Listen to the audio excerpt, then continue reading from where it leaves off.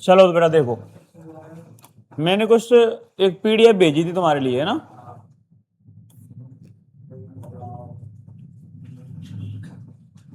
Solve करके देखे क्या हो यार, सॉल्व करके आए करो भाई। विवेक सॉल्व करके आया है? नहीं कहा नहीं, पीडीएफ पूरी 50 है ना, 50 क्वेश्चन है, 50 की 50 सॉल्व करके आने हैं, ठीक है ना। अब इसमें देखो,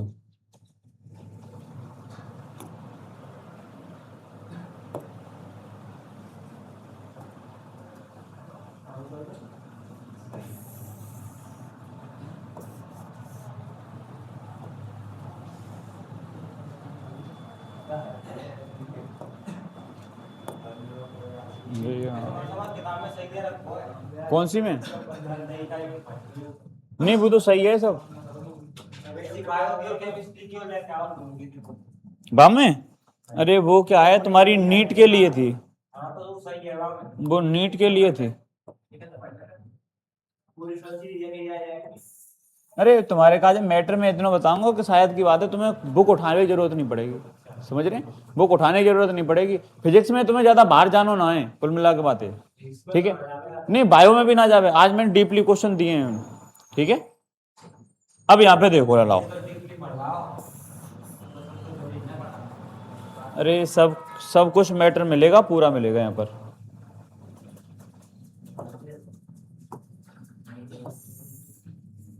देखो विद्युत फ्लक्स से संबंधित मैंने तुम्हारे लिए क्वेश्चन दिए थे। अच्छा इसको बता दे चलो, अब मैं जिससे पूछूं वो बता दे चलेंगे। विवेक बेटा इधर देख, विद्युत फ्लक्स का ऐसा ही मात्रक क्या है बताओ। विद्युत फ्लक्स यानी फाई बराबर क्या हो जाएगा बेटा, ई ए। फाई बराबर, विद्युत फ्लक्स के लिए अगर मात्रक निकालें तो ई बराबर क्या होता है बेटा, एफ अपॉन क्यू, और इनटू में क्या हो गया ए। मात्रक निकालेंगे तो बल का मात्रक क्या हो गया बेटा, न्यूटन। आवेश का मात्रक क्या हो गया, कूलम।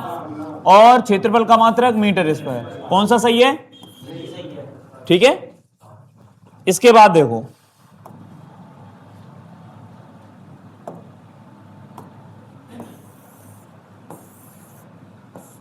चलो बेटा देखो दूसरा क्वेश्चन देखो। दूसरा क्वेश्चन है कि विद्युत फ्लक्स किसका माप है। विद्युत फ्लक्स किसका माप है बेटा। अच्छा विद्युत फ्लक्स किसे कहते हैं, किसी क्षेत्रफल से। जैसे देखो बेटा ये कोई क्षेत्रफल है, ये कोई क्षेत्रफल मान लिया हमने, ये कोई एक क्षेत्रफल है। इस क्षेत्रफल से जितनी विद्युत बल रेखाएं गुजरती हैं, जितनी विद्युत बल रेखाएं गुजरती हैं, उन विद्युत बल रेखाओं की संख्या ही क्या कहलाती है, विद्युत फ्लक्स। सही है। तो यहां से ये क्या गुजर रही है, विद्युत बल रेखाएं या विद्युत क्षेत्र रेखाएं। तो इसमें देखो विद्युत क्षेत्र रेखाएं कहां हैं, विद्युत क्षेत्र रेखाओं की संख्या ही क्या कहलाती है, विद्युत फ्लक्स। सही है ना। ये हो गया। विद्युत धारा इसमें आएगा नहीं, क्योंकि देखो अपने पास फॉर्मूला क्या है कि फाई बराबर होता है ई ए। या तो यहां पर विद्युत क्षेत्र पर निर्भर कर रहा है ये, या फिर ये किस पर निर्भर कर रहा है, या फिर और अगर देखें तो ये थीटा के लिए इसको क्या लिख सकते हैं, ई ए कॉस, या फिर ये थीटा पर निर्भर करेगा। यही तो है। अब इसमें देख लो, इसमें है नहीं, ये विद्युत धारा पर निर्भर कर नहीं रहा है, प्रतिरोध पर निर्भर कर नहीं रहा है। सही है कि नहीं।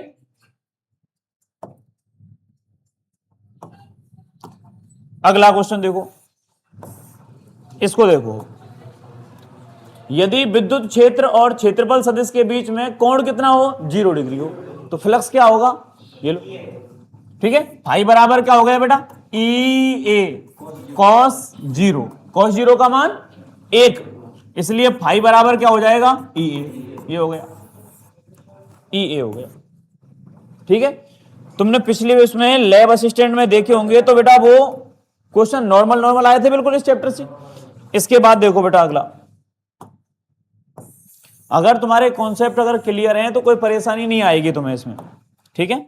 और देखो यदि कोण 90 डिग्री हो तो फ्लक्स क्या होगा, 0 होगा। फ्लक्स क्या होगा, 0, क्योंकि फाई बराबर क्या हो जाएगा बेटा, ई ए कॉस 90, कॉस 90 का मान 0, इसलिए संबंधित फ्लक्स की वैल्यू क्या हो जाएगी, 0 हो जाएगी, ठीक। अगला देखो, इसमें चेंज ज्यादा पहुंच गया कि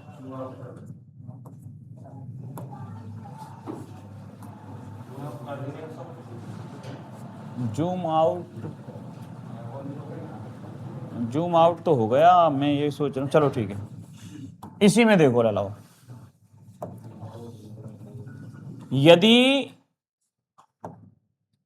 यदि बंद सतह के भीतर आवेश Q हो तो विद्युत फ्लक्स क्या होगा।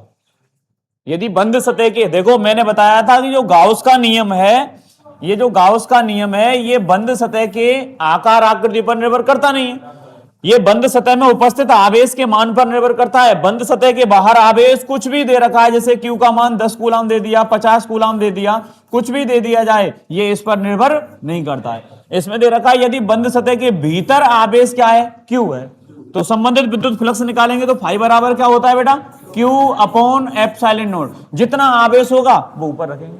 अगर यहां पर मान लो अगर 2Q होता तो 2Q हो जाता, अगर यहां पर 4Q होता तो यहां पर 4Q हो जाता। सही है कि नहीं। केवल यहां पर आवेश कितना है बेटा, आवेश कितना है यहां पर, केवल आवेश है इसमें Q, तो इसलिए फाई बराबर क्या हो जाएगा बेटा, Q अपॉन एप्सिलॉन नॉट। कौन सा है, Q upon epsilon not, B option. इसमें दिख नहीं रहा है ना, पहले हो गए। इसके बाद देखो बेटा,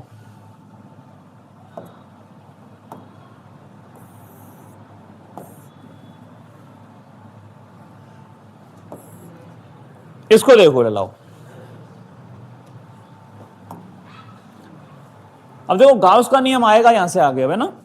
यदि बंद सतह के भीतर आवेश शून्य है, अब बताओ, ये हमने बंद सतह ले ली, ये हमने क्या ले ली बेटा, बंद सतह ले ली, ये हमने ले ली बेटा बंद सतह, और इस बंद सतह के भीतर आवेश क्या है बेटा, जीरो है। आवेश का मान क्या हो गया, जीरो।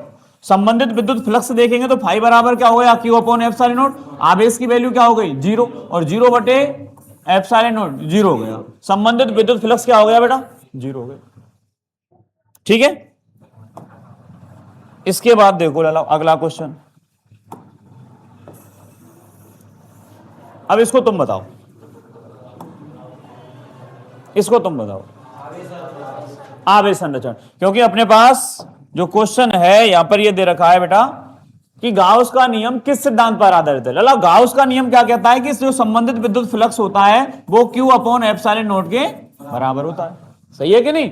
गाउसियन सतह या बंद सतह से संबंधित कुल विद्युत फ्लक्स का मान बंद सतह में उपस्थित समस्त आवेशों के बीजगणितीय योग का 1/एप्सिलॉन नॉट गुना होता है।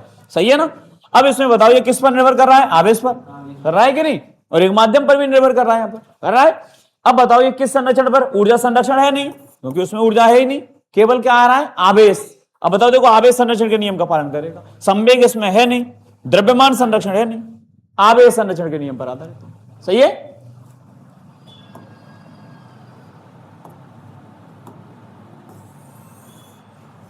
अब इसको बताओ, ये मिनिमाइज करना पड़ेगा।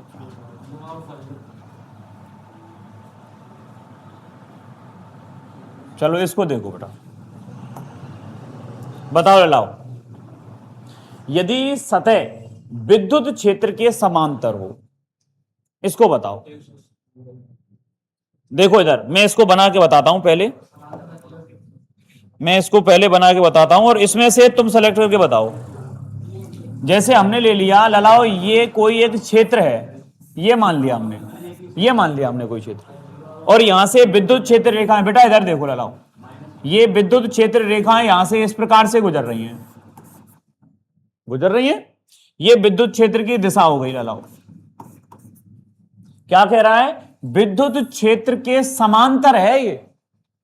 अगर ये विद्युत क्षेत्र के समांतर है तो समांतर का मतलब कैसे है, जैसे देखो विद्युत क्षेत्र हमारा इस दिशा में जा रहा है, ये इसी के समांतर है। जैसे इधर की साइड में विद्युत क्षेत्र है और ये इसके समांतर हो गए, हो गया समांतर। समांतर हो गया तो इसका अनुप्रस्थ काट क्षेत्रफल इसके पृष्ठ के लंबवत होगा कि नहीं, अनुप्रस्थ काट क्षेत्रफल जो पृष्ठ के लंबत होगा। अब ये लंबत हो गया तो इसका मतलब अनुप्रस्थ काट क्षेत्रफल पृष्ठ के लंबत हो जाएगा। लंबत होते ही थीटा की वैल्यू क्या हो जाएगी, समझ रहे हैं। पृष्ठ यहां पे ध्यान रखना, यहां पे अगर तुमने यहां पे जीरो कर दिया तो गलत हो जाएगा, ये जीरो कर दिया तो गलत हो जाएगा, समझ गए। तुमने जीरो तो करो होगा ही, हाँ, यहाँ पे 90 डिग्री हो जाएगा और cos 90 होते ही यहाँ पर फाई बराबर क्या हो जाएगा, ई ए cos 90, और cos 90 की वैल्यू 0, इसलिए संबंधित विद्युत फ्लक्स का मान क्या होगा। कोई दिक्कत, ये गलत किया होगा तुमने, हाँ, इसीलिए एक आध दो क्वेश्चन मैंने इसमें डाल रखे हैं। अच्छा ये करो, ये गलत है क्वेश्चन है। चलो देखो बेटा,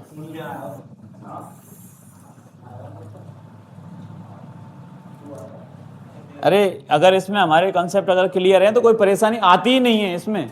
फिजिक्स जैसी सब्जेक्ट, फिजिक्स और मैथ जो सब्जेक्ट है ना, ऐसी सब्जेक्ट हैं, अगर एक बार हमारे कॉन्सेप्ट क्लियर हैं, फॉर्मूले याद हैं, तो कैसे भी क्वेश्चन दे दो, क्वेश्चन सारे सॉल्व हो जाएंगे, ना तो इसमें रटने की जरूरत। देखो जीके में सब कुछ मैटर रटना पड़ता है, समझ रहे हैं, यहाँ पे रटने की जरूरत ही नहीं पड़े यार, सही है कि नहीं।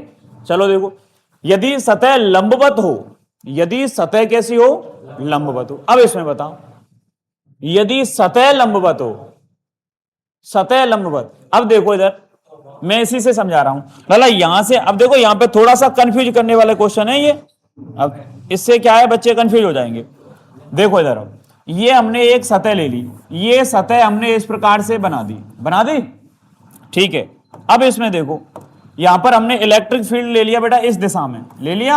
अब बताओ ये सतह विद्युत क्षेत्र के लंबवत हो गई क्या, विद्युत क्षेत्र के लंबवत हो गई ना, हो गई। अब ये लंबवत हो गई, तो अब मुझे बताओ इसका अनुप्रस्थ काट क्षेत्रफल। जैसे देखो हमने इसको इस प्रकार से रख दिया, समझ गए, विद्युत क्षेत्र के इस प्रकार से तो लगा है, लंबवत हो गया। अब लंबवत होते ही बताओ अनुप्रस्थ काट क्षेत्रफल इसका ये हो गया कि नहीं, इसके लंबवत। अब बताओ ये होगा, तो देखो क्षेत्रफल सदिश की दिशा, अगर इसमें से मैं क्षेत्रफल सदिश की दिशा निकालूं, तो क्षेत्रफल सदिश की दिशा कहां होगी बेटा, इस दिशा में हो गई कि नहीं, ए वेक्टर। अब बताओ दोनों में थीटा की वैल्यू क्या हो गई, 0, क्योंकि देखो ए की दिशा ये हो गई और ई की दिशा भी इसी में है कि नहीं, दोनों ही ए की दिशा में, इसलिए थीटा की वैल्यू क्या हो गई, 0 हो गई। क्या हो गई, 0, समझ गए। थीटा की वैल्यू 0 हो जाएगी, तो फाई बराबर क्या हो जाएगा बेटा, ई ए कॉस 0, कॉस 0 का मान 1, इसलिए फाई बराबर हो जाएगा बेटा ई ए। हाँ कुछ किया है कि ये गलत हो गए ना, 2 क्वेश्चन गलत कर दिए। चलो बेटा देखो, और देखो, चलो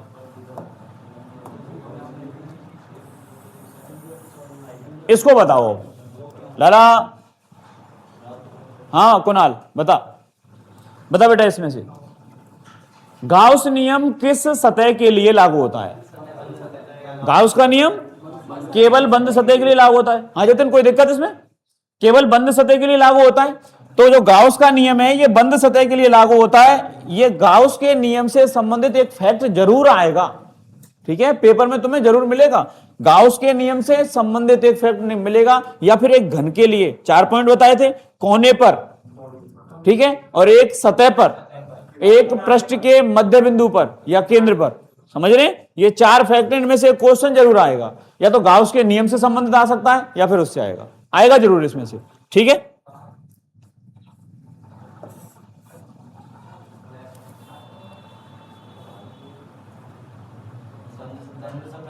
तो इसके लिए क्या हो गया बेटा, ये बंद सतह, इसके लिए क्या हो गया, ये बंद सतह हो गया, ठीक है।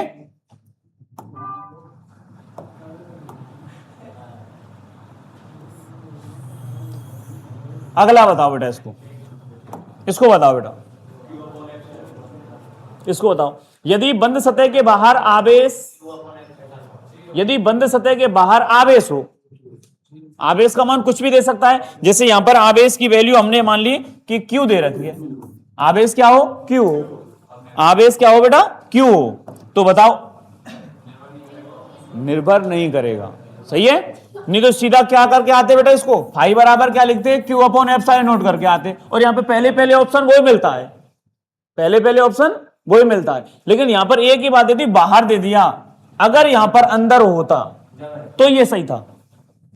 अब यहां पर क्या कर दिया, ये बाहर, क्योंकि गाउसियन सतह जो होती है, देखो ये गाउसियन सतह है, गाउस का नियम गाउसियन सतह के बाहर उपस्थित आवेश पर निर्भर नहीं करता, समझ गए।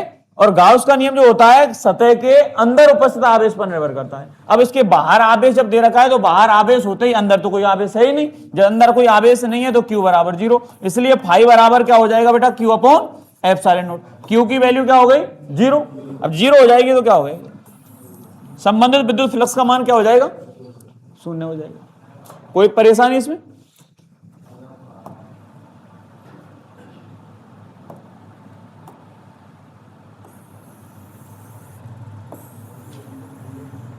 इसको बताओ लाओ, यदि E दुगना हो जाए, यदि E दुगना हो जाए तो फ्लक्स क्या होगा बताओ। यदि E दुगना हो जाए, अपने पास फॉर्मूला क्या है बेटा कि फाई बराबर होता है ई ए या E vector dot A vector. अगर विद्युत क्षेत्र को डबल कर दिया जाए, चलो कर दो बेटा, हम अगर फाई डैश निकालेंगे तो विद्युत क्षेत्र हमने क्या कर दिया 2E कर दिया, और इंटू में क्या है ए, कितना हो गया देखो, 2 को मैंने बाहर ले लिया और E इंटू ए को क्या लिख सकते हैं बेटा फाई, 2 फाई, दुगना हो गया बेटा फ्लक्स। कितना हो गया बेटा, दुगना। क्या हो गया, दुगना हो गया। कोई दिक्कत?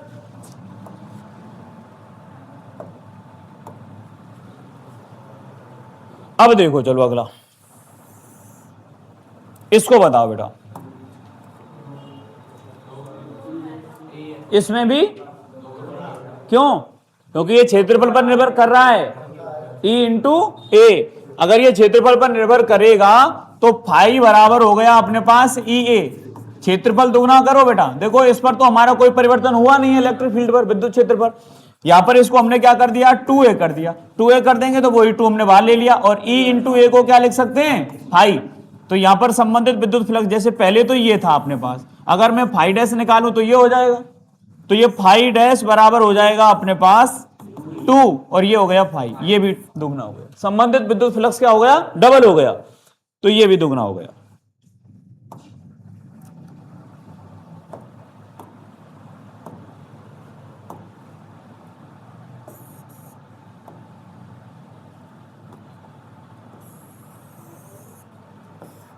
बताओ बेटा इसको कितना होगा विवेक। अगर थीटा की वैल्यू देखो, हो सके तो इसको माइंड में खोपड़ी में करके देखो, ऐसी कोशिश करो कि हमारी कैलकुलेशन फास्ट हो, क्योंकि अगर हम एग्जाम देंगे तो उसमें समय बहुत कम मिलता है, समझ रहे हैं। कई बार तो ऐसा होता है कि समय हम पूरे अटेंड ही नहीं कर पाते हैं। फिजिक्स में और मैथ में विशेष ध्यान देना है कि फिजिक्स में और मैथ में समय नहीं मिलता है। जीके के लिए पढ़ देंगे पूरे, लेकिन फिजिक्स में और मैथ में समय नहीं मिलता है। अब नहीं मिलता है तो उसके लिए हमें समय कैसे चुराना है, कहां से निकालना है समय, तो हमारा समय यहीं से निकलेगा वो, समझ रहे। कैलकुलेशन जितनी ज्यादा करेंगे उतनी ज्यादा फास्ट होगी। लाओ देखो, अगर हम यहां से फ्लक्स निकालें, थीटा की वैल्यू क्या कर दी 60 डिग्री, तो ये हो जाएगा ई ए कॉस, कितनी हो जाएगी कॉस 60 की वैल्यू 1/2, तो इसलिए संबंधित विद्युत फ्लक्स हो जाएगा बेटा ई ए बाई 2, मतलब आधा हो गया। अगर इसको लिखेंगे, चलो देखो ये हमने फाई डैश मान लिया बेटा, सही है, या फिर फाई रहने दो, या फिर इसको फाई ही रहने दो, तो संबंधित विद्युत फ्लक्स क्या हो गया, इसको अपन क्या मान सकते हैं फाई मान सकते हैं, या तो इसमें सीधा ऑप्शन दे रखा है, यही दे रखा है, यही हो गया। कोई दिक्कत?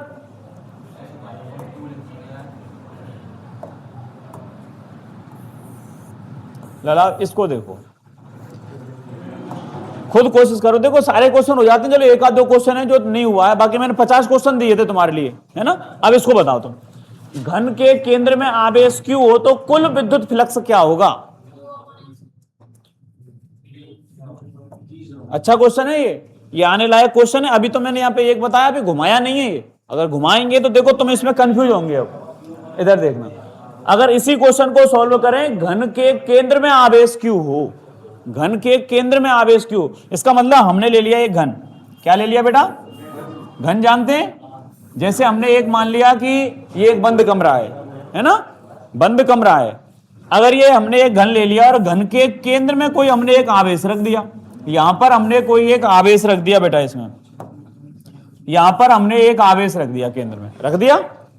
अब जैसे हमने एक आवेश को इसके बीच में सेंटर में रख दिया यहां पर, तो देखो एक सतह ये हो गई, दूसरी ये हो गई, तीसरी ये हो गई, चौथी नीचे हो गई, पांचवी और छठवीं, 6 सतहों से मिलकर बन गया।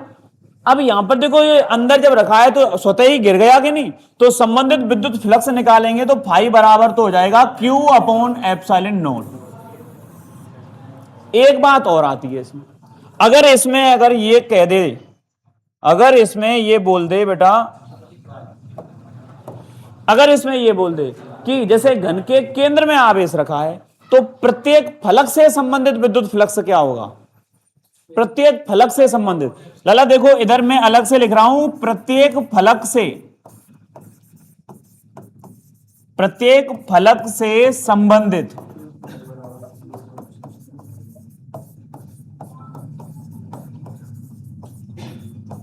विद्युत फ्लक्स क्या होगा।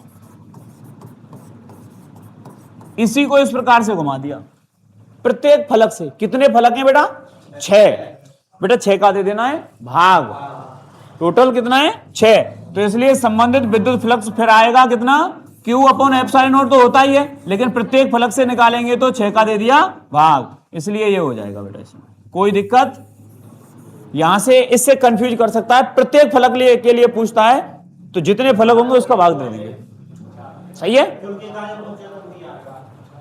और मैं देखता हूं, देखो इसमें से थोड़ा सा और मैं तुम्हें एक मैटर बताता हूं, चलो इसको तो सेव कर दो। देखो इसी को मैं थोड़ा सा इसमें, देखो इसी में यहीं पे बताता हूं, अगर इसमें थोड़ा सा मैटर और दे दे, वो क्वेश्चन और बन सकता है इसमें से। जैसे एक कटोरी है, एक कटोरी है, ठीक है, या एक कटोरा है, और उस कटोरे में, उस कटोरे की ऊपरी सतह पर, ऊपरी सतह पर, एक कटोरे की ऊपरी सतह पर कोई एक आवेश रखा है, एक आवेश रखा है, ठीक है। तो इस संपूर्ण पृष्ठ से संबंधित कुल विद्युत फ्लक्स कितना होगा। अब एक बात बताओ, ये अभी परिबद्ध है क्या, हमने एक कटोरी ले ली और उसके ऊपरी सतह पर हमने क्या रख दिया, आवेश रख दिया, परिबद्ध थोड़ी है, परिबद्ध नहीं है, तो इसको पहले परिबद्ध करना पड़ेगा। अगर एक कटोरी इसके ऊपर और रख दें उल्टी, इसका मतलब यहां से अगर मैं इसके ऊपर एक कटोरी और रख दूं, ये एक कटोरी हमने इसके ऊपर और रख दी, अब बताइए ढक गया, ढक गया, तो संबंधित विद्युत फ्लक्स अगर निकालेंगे तो फाई बराबर, देखो फॉर्मूला क्या है, Q, आवेश कितना है Q अपॉन एप्सिलॉन नॉट, कितने पृष्ठ हो गए 2, इसलिए हो जाएगा 2। ऐसे क्वेश्चन निकालते हैं इसमें से। क्वेश्चन में यहां पे लिख देता हूं कि यदि किसी कटोरी की जगह प्याली लिख देता हूं, है ना, प्याली या कटोरी, ठीक है, वो बात अलग है, कटोरी कटोरा कुछ भी हो सकता है, ठीक है, ठीक है। यदि किसी प्याली के ऊपरी सतह पर,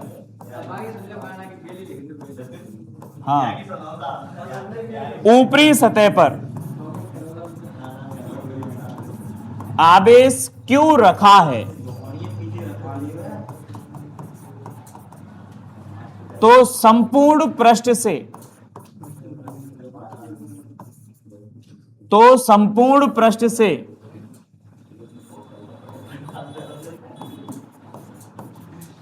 संबंधित विद्युत फ्लक्स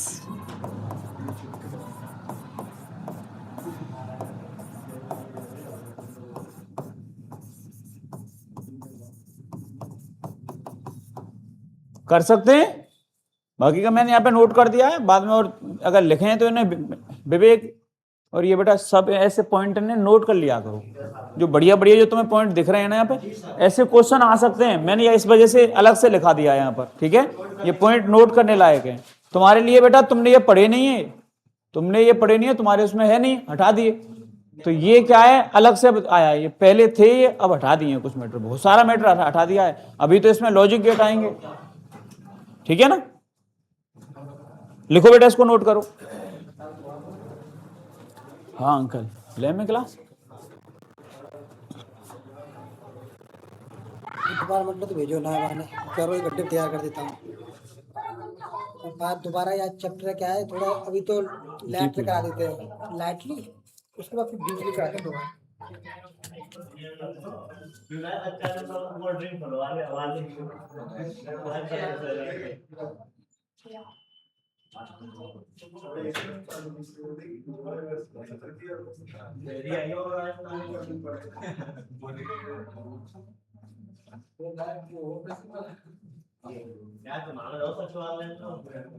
मुख्यमंत्री नीचे बैठे, मुख्यमंत्री नीचे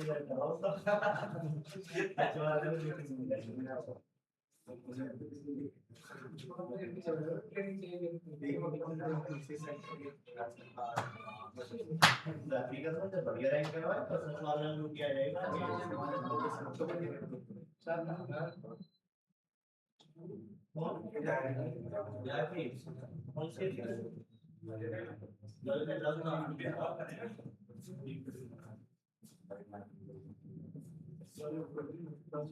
बेटा लिख लिया?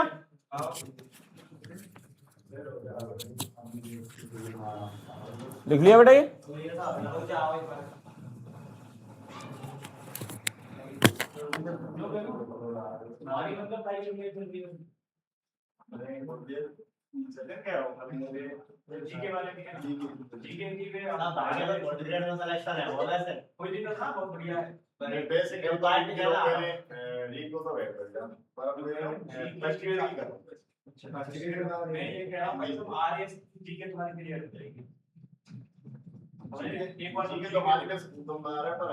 बिल्कुल देखो, मैं तो बोला जितने बच्चा है जो बढ़िया लेवल की तैयारी कर रहे हैं, बिल्कुल बिल्कुल बहुत बढ़िया।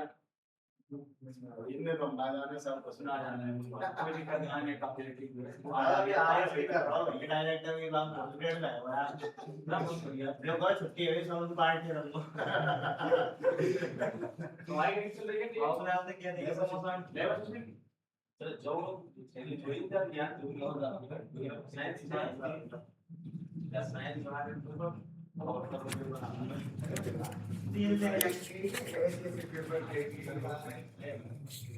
ठीक। चलो बेटा देखो,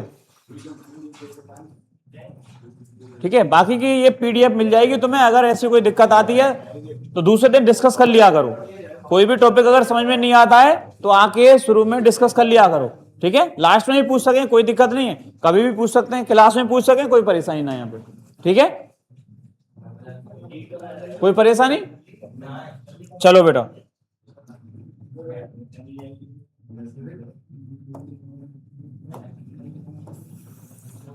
इसको बताओ बेटा,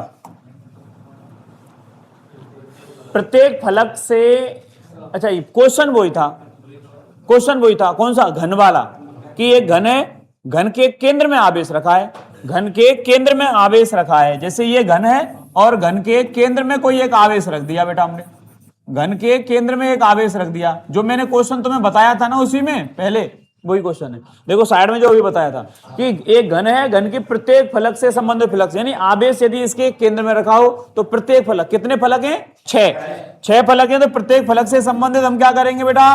6 का भाग दे देंगे। अभी मैंने बताया था कि नहीं, वही क्वेश्चन है, ये आ जाएगा। कोई दिक्कत?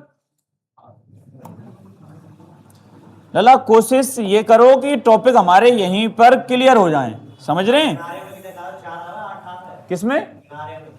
किनारे पे देखो, देखो ये किनारा है, इधर देखो, देखो इधर। अब जैसे ये किनारा है, हमने ऊपर यहां पर आवेश रख दिया किनारे पर, तो देखो एक तो ये बन रहा है, एक इसके जस्ट बगल में बनाना पड़ेगा। कितने हो गए? 2 हो गए। एक इसके ऊपर बनाना पड़ेगा ढकने के लिए, और एक उसके ऊपर, 4 हो गए। तो Q/4f। अगर यहां पर कोने पर आ गया, कोने पर 8 हो जाएगा। कोने पर, जैसे देखो इस कोने पर बना दिया, तो इस कोने पर इसको हमें परिबद्ध करना है, चारों तरफ से घेरना है, तो देखो इधर इधर बनाना पड़ेगा, फिर उधर बनाना पड़ेगा, और एक इसके जस्ट बगल में बनाना पड़ेगा। 4 बन गए नीचे, 4 नीचे और 4 जिसके जस्ट ऊपर, तब जाके वो कवर होगा, वो समझ गए। इसलिए फिर आएगा Q/8f, आएगा कि नहीं? तो ये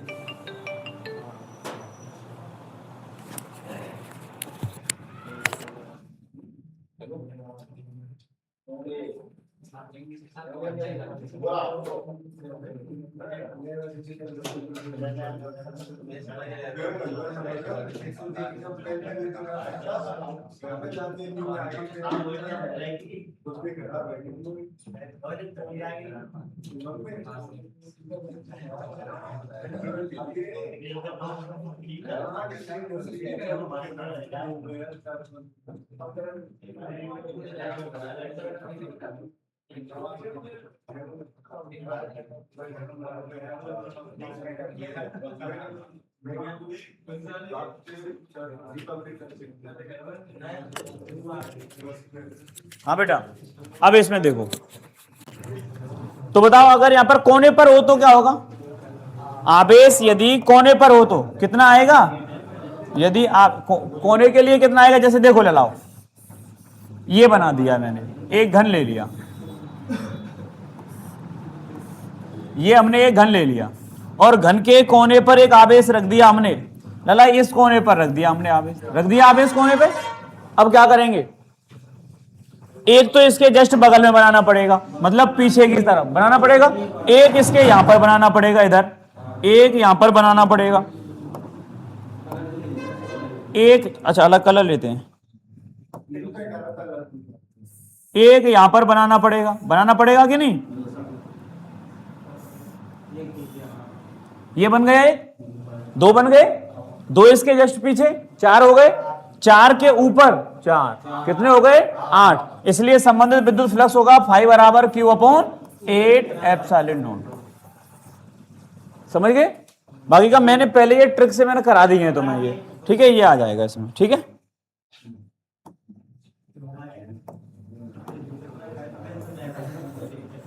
मतलब फिजिक्स में हमारे लिए यहां पर ये ध्यान रखना है, न्यूमेरिकल का खेल है। न्यूमेरिकल्स अगर हमारे कंप्लीट हैं तो कोई परेशानी आएगी नहीं, समझ रहे हैं? न्यूमेरिकल अगर हमारे कंप्लीट हैं तो कोई परेशानी नहीं आएगी। तो न्यूमेरिकल बनाने के लिए थोड़ी सी थ्योरी है, मैं ज्यादा थ्योरी भी ना लिखाई तुम्हारे का, है ना। चलो लाओ देखो, इसमें बताओ, घन की धार पर आवेश हो, अगर घन की धार, धार का मतलब जानते हैं? धार का मतलब होता है किनारा, समझ गए? तो किनारे के लिए क्या होगा? अगर यहां पर किनारा हो, कितने हो जाएंगे? 4। इसलिए ये हो जाएगा फाई बराबर Q अपॉन 4 एप्सिलॉन। इनमें से क्वेश्चन आने की संभावना है इस बार लैब असिस्टेंट में, ठीक है।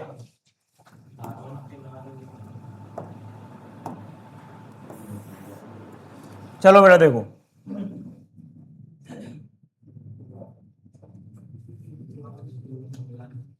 इसको बताओ बेटा, यदि कुल आवेश दोगुना हो तो फ्लक्स दुगना हो जाएगा, क्योंकि फाई बराबर क्या हो गया बेटा? Q अपॉन एप्सिलॉन नॉट, ठीक है। अगर हम फाई डैश की वैल्यू निकालेंगे तो लला आवेश क्या कर दिया हमने? दुगना, दुगना करेंगे तो क्या हो गया? 2 को तो निकाल दिया बाहर, और Q अपॉन एप्सिलॉन नॉट को क्या लिख सकते हैं? फाई, तो इसको क्या लिख सकते हैं? दुगना हो गया बेटा, ये कितना हो गया? डबल हो गया।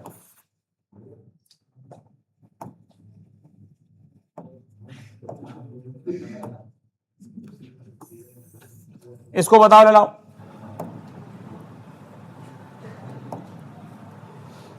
बताओ यदि आवेश ऋणात्मक हो तो विद्युत फ्लक्स कैसा होगा?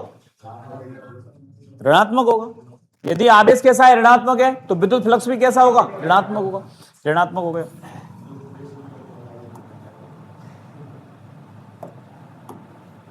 अगला देखो,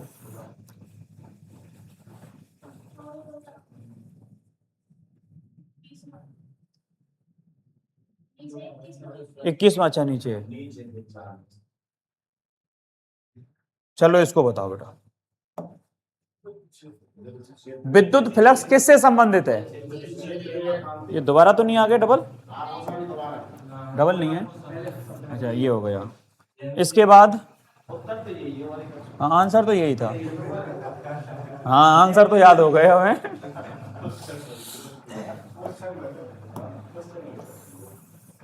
गाउस का नियम, हाँ ये देखो, ये अलग है, अलग आया है क्वेश्चन। गाउस नियम किसका विस्तार है? कूलाम के नियम का। अब देखो सबसे पहले देखो ओम के नियम का तो विस्तार है ही नहीं, ओम का नियम तो इसमें आता ही नहीं है, फैराडे का नियम आता नहीं है, न्यूटन का नियम आता नहीं है, कूलाम नियम सही। हाँ, बंद सतह के लिए कूलाम के लिए कूलाम नियम आता है। अब बताओ, आर्ट वाले सीख गए, बताओ देखो ये दो आवेश हैं Q1 और ये Q2 और बीच की दूरी क्या हो R हो, तो F बराबर क्या आता है बेटा K Q1 Q2 upon R square. अब बताओ ये आवेश पर निर्भर कर रहा है तो विद्युत फ्लक्स जो होता है गाउस का नियम क्या कहता है Q अपॉन एप्सिलॉन नॉट, ये भी आवेश पर निर्भर कर रहा है। या फिर इसको क्या लिख सकते हैं E vector dot A vector. अब बताओ जब अपने पास बल आ गया तो विद्युत क्षेत्र निकाल सकते हैं E बराबर F अपॉन Q, तो बता ये भी अपने पास E पर निर्भर कर रहे हैं ना दोनों, तो ये कूलाम के नियम पर आधारित है, ये कूलाम के नियम पर आधारित है। ठीक है, अब इसके बाद में मैं क्या करूंगा तुम्हारे लिए एक पेपर रखेंगे। अब एक चैप्टर हो गया तुम्हारा बायो का भी हो गया एक चैप्टर फिजिक्स का भी हो जाएगा। ठीक है, हम क्या करेंगे इसके बहुत सारे एमसीक्यू देंगे तुम्हारे लिए। ठीक है, छोटे छोटे क्वेश्चन उनको सॉल्व करेंगे। अब देखते हैं कितने तुम पढ़ रहे हैं उसमें, ना करो बेटा इसको करो। यदि कुल आवेश 3 गुना हो जाए, यदि कुल आवेश 3 गुना हो जाएगा तो विद्युत फ्लक्स कितना हो जाएगा बेटा 3 गुना हो जाएगा। विद्युत फ्लक्स कितना हो जाएगा 3 गुना। सही है,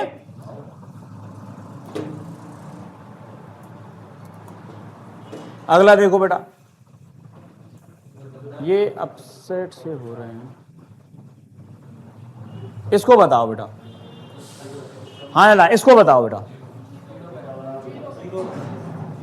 विद्युत फ्लक्स अधिकतम कब होता है? क्योंकि अपने पास फॉर्मूला होता है कि बेटा फाई बराबर ई ए कॉस थीटा।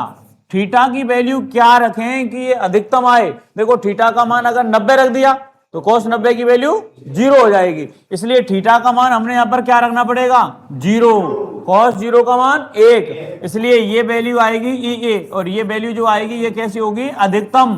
कैसी होगी बेटा अधिकतम, इसलिए ये 0 हो गया। थीटा की वैल्यू क्या रखेंगे 0।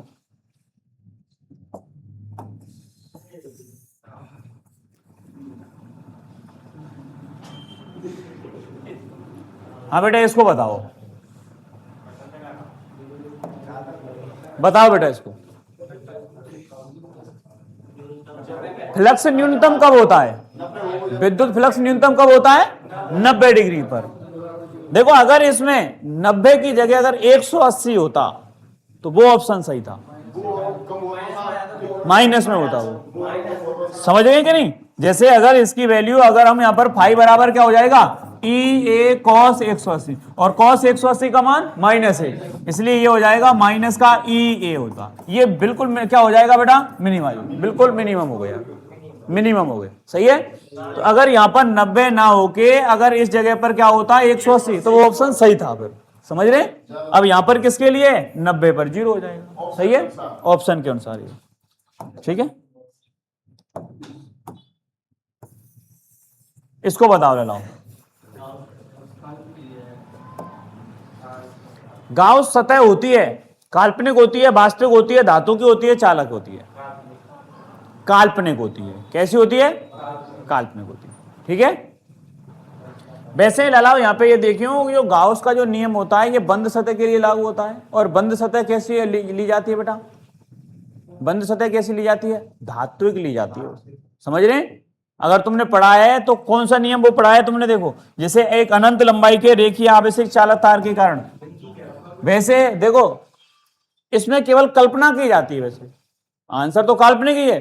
तुमने अगर देखा है कि अगर हमने धातु का एक लंबा तार ले लिया तो इसको अनंत रेखीय आवेशित चालक तार के कारण विद्युत क्षेत्र की तीव्रता निकालते हैं, तो उसी आकार की सममित आकार की सममित बेलनाकार पृष्ठ की कल्पना करते हैं। ठीक है, और जो बेलनाकार पृष्ठ होता है वो किसका होता है? धातु का होता है। किसका होता है? क्योंकि संपूर्ण आवेश उसकी सतह पर वितरित हो जाता है। समझ रहे हैं? वैसे इसमें ऑप्शन के अकॉर्डिंग यहां पर क्या आएगा बेटा? काल्पनिक होगा इसमें। सही है ना, काल्पनिक पृष्ठ। इसके बाद देखो इसको बता लाओ, विद्युत फ्लक्स कैसी राशि है? अदिश राशि हो गई। विद्युत फ्लक्स अदिश राशि है।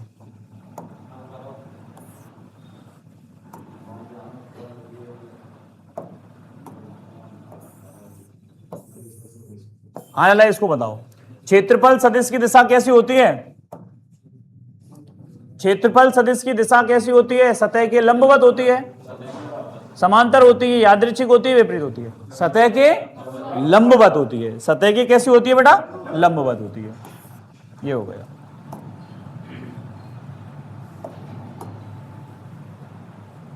इनको 30 कंप्लीट करो पहले, है ना, उसके बाद बायो वाले हैं, फिर बायो वाले पढ़ाएंगे। लाओ इसको बताओ बेटा, यदि विद्युत क्षेत्र शून्य हो तो विद्युत फ्लक्स भी जीरो हो जाएगा। फाई बराबर ई होता है, ई की वैल्यू जीरो हो जाएगी, तो विद्युत फ्लक्स भी क्या हो जाएगा? जीरो हो जाएगा।